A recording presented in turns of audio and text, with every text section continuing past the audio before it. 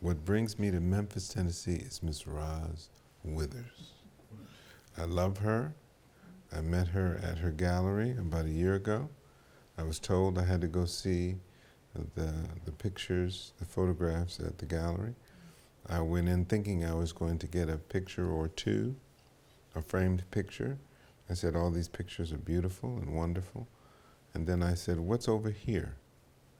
And what's back there? And once I actually saw that there was a whole nother world, 1.8 million photographs that were being digitized and preserved, I said, I can get a picture later. I need to help you, help us, help you, help us. And so I have a very dear friend who, Mr.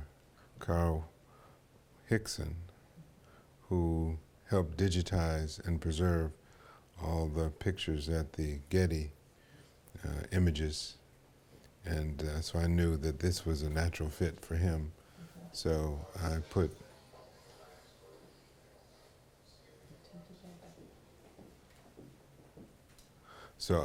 I knew that this was a natural fit for him.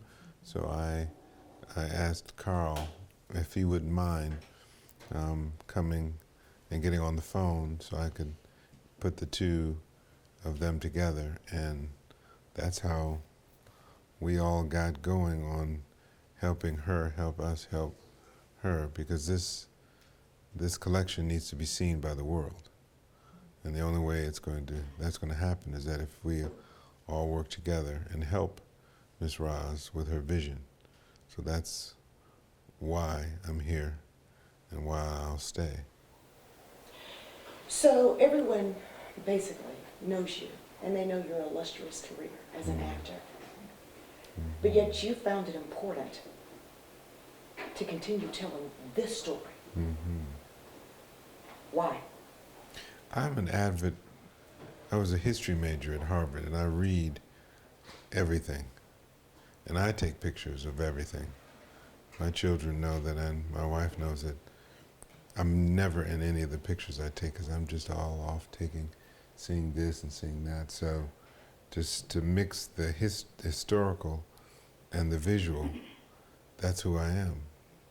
My father used to take pictures of everything and everyone, so that's why there's pictures of us all around the house, and we have hundreds and thousands of pictures. Growing up, we had pictures of us everywhere. So when you look at Ernest C. Withers' photographs, you see our history. You see that we overcame, as bad as things were, being lynched, and as we were being lynched and burned and maimed, we still found a way to smile and laugh. There's still joy. Weeping may endure for a night, but joy, hallelujah, Yes. comes in the morning. So that is who we are. That's how we got through the Middle Passage, and that's how we got here to the new country and started a life and continued our overcoming and passing it on. And Ernest Withers was, when you read the book and you see his pictures, you notice that he's close up on people, which means he was of the people, and they knew he was okay. And so they went back to their normal, everyday activities while he observed. He was an observer of life. And from the everyday, mundane, to the heights of fame and fortune and everywhere in between. So the 1.8 million pictures are our history, black and white. And there's a healing quality to them. And as I watch them, and as I look at them, I feel our history. I feel our pain. I feel our rage. I feel our peace. And feeling that and going through all of those. And when you read the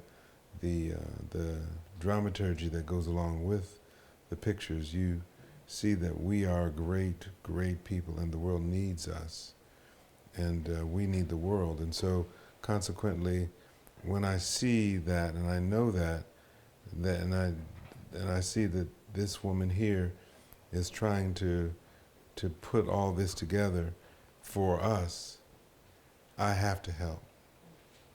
And it is something that once it's done, folks will jump on the bandwagon and say they were all in it and we're all helping and we're doing it all.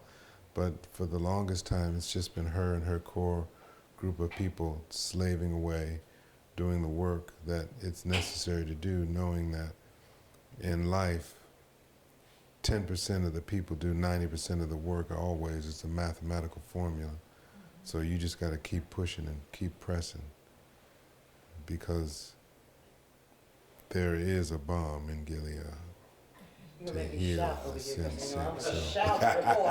Okay, don't- Well, I feel like I know him. I feel like when I see those pictures of the folks just cheesing, I just go and you know that he's all up on the people, so you can hear his voice almost trying to just telling the people just be natural, be yourself, go and people just right, because in order for him to get those shots of people just cheesing and just having a good time and smiling and just with a cigarette dangling off to the side and hugging on the girls and just when you actually start to think about the pictures that you see, a lot of them people are in their normal everyday, and he's up on them. He's not telephotoed 100 feet away capturing that. He's up on them.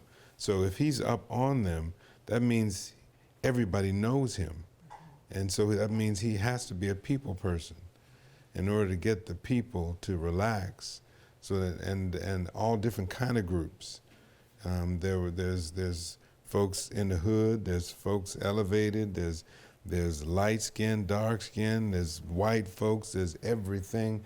The cover shot, how did he get that? How was he sitting right there when she's walking and the ladies are turning back looking down at her and the little kids are walking completely oblivious, the little white boy and girl, just la-di-da-di-da, not knowing yet that your world is about to be, you're about to turn, the little black boys and black girls will have to call you Mr. and Mrs. They used to be playing with each other. I said this, so you know him from the way you see the way he is amongst the people. And once I read in the verbiage that he didn't do telephoto, that one of the other photographers says, yeah, he didn't do telephoto like the rest of us. He was in right up on the people. So I said, he had to be one of the people. He had to be one of the chosen sons who just was, yeah, it's just Ernest. Hey, Ernest, what you, just go on, y'all, just do your thing. I'm just gonna be here and just, so that's all I know.